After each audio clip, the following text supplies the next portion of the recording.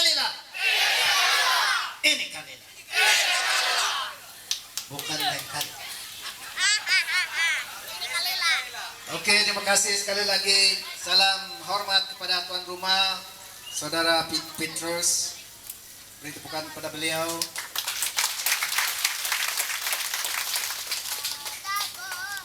Kawasan beliau ini kawasan yang berberkat. Mudah-mudahan satu hari ini kita akan melihat berkatnya di kemudian hari.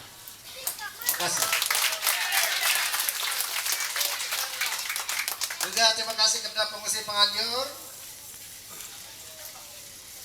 ketua bahagian dan ahli-ahli jawatan kuasa beliau, pemimpin-pemimpin daripada pusat, daripada bahagian-bahagian yang lain, pemimpin-pemimpin daripada parti-parti politik semada pembangkang, BNK, kerajaan, pemimpin-pemimpin masyarakat. Saya ingin menyampaikan kiriman ini kali. Dan yang penting sekali saudara-saudara sekalian adalah Anda semua. Terima kasih atas kehadiran pada malam ini. Beri tepukan kepada Anda semua. Dan juga yang penting adalah karena perjuangan kita pada hari ini adalah perjuangan untuk masa depan kita.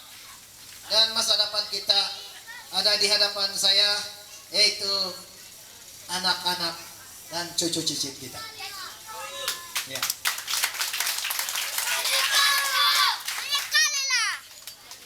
Ya. Jadi kalilah anak-anak kita perlu memahami perjuangan. Karena perjuangan yang kita juangkan ini adalah untuk mereka. Dan lebih awal mereka menyertai perjuangan untuk masa depan mereka lebih baik untuk negeri dan untuk mereka dalam negeri ini. Betul kan tidak? Iya. Saudara dan saudari sekalian, banyak sudah yang kita telah mendengar tadi dan sudah tentunya message itu sudah sampai di telinga kita, masuk di pemikiran kita dan di dalam hati sanubari kita. Saudara-saudari sekalian, ini penting karena perjuangan hanya dalam retorik, dalam suara saja, dalam mulut tidak akan dapat mencapaikan matlamat kita. Perjuangan itu mestilah bermulai daripada apa yang kita dengar, apa yang kita lihat, dan selepas itu masuk dalam kepala kita, pemikiran kita, dan seterusnya dalam hati kita, supaya kita boleh mengambil tindakan yang perlu untuk menyelamatkan negeri kita dan masa depan cucu-cucu kita. Betul?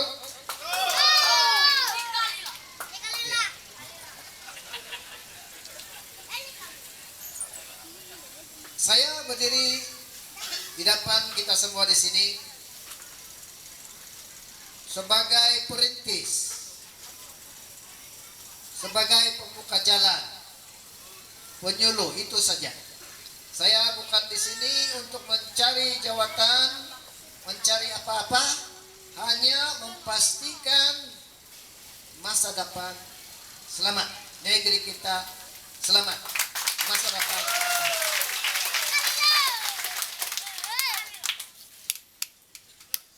Saudara-saudara sekalian, seperti mana yang kita dengar tadi, dengarlah perjuangan Dr. Jeffrey. Saudara-saudara sekalian, sebenarnya ialah perjuangan, bukan perjuangan saya, perjuangan kita semua, perjuangan untuk negeri kita, perjuangan kita, oke? Bukan perjuangan Dr. Jeffrey, perjuangan kita bersama untuk menyelamatkan negeri Sabah, menuntut hak kita, dan juga menyelesaikan masalah untuk anak-anak dan cucu-cucu kita. Setuju?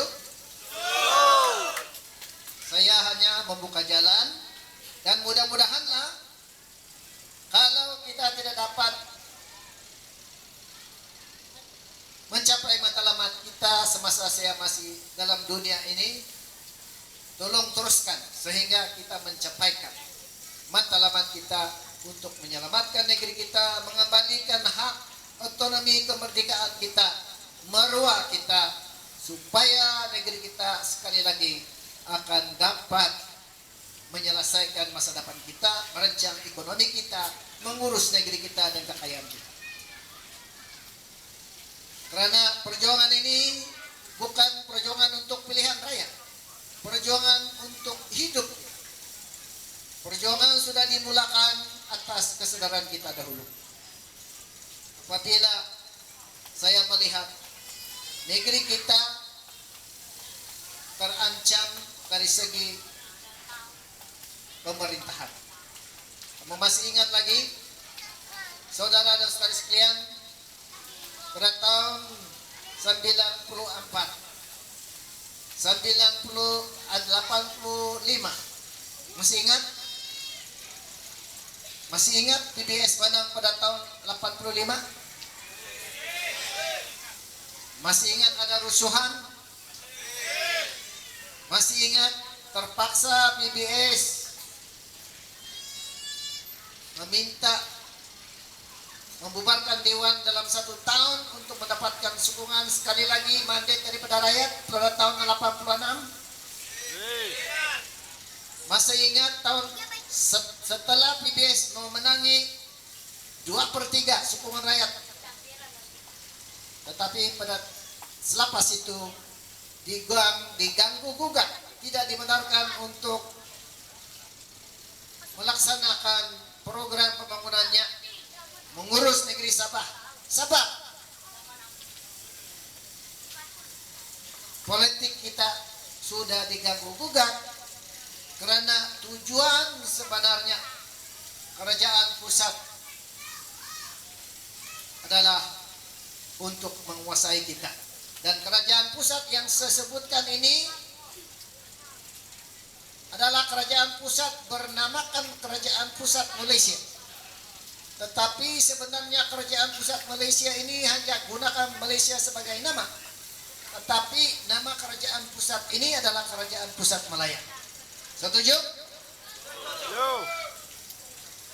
Nah, sebab itulah mereka mengubah, meninggalkan, membuangkan, mengetepikan perjanjian Malaysia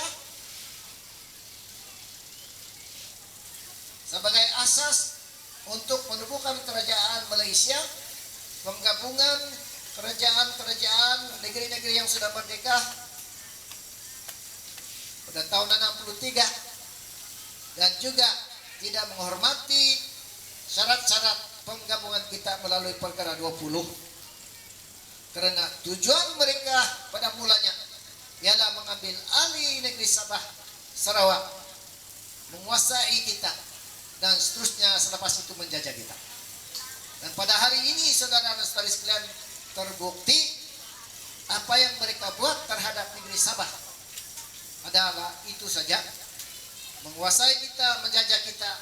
Dan pada hari ini kita melihat negeri kita yang kaya raya dari segi sumber semula jadi, kelapa sawit yang paling besar, lebih daripada 60% keluaran kelapa sawit Malaysia datang daripada Sabah. Minyak dan gas datang daripada Sabah, tidak kurang daripada 15 bilion satu tahun. Hasil-hasil kerjaan negeri Sabah yang keluar daripada negeri kita, yang dikutip dan dipungut oleh kerajaan pusat, sebenarnya kerajaan pusat Malaya. Dan lain-lain lagi kekayaan kita. Tetapi negeri yang kaya juga telah menjadi negeri yang termiskin di seluruh Malaysia. Sebab itu saudara dan saudari sekalian, kita kena pikir, kenapa kita sebuah negeri yang kaya telah menjadi sebuah negeri yang paling miskin di Malaysia? Kenapa? Bukankah kita kaya? Tetapi dalam masa yang sama, kenapa kita boleh jadi negeri yang termiskin?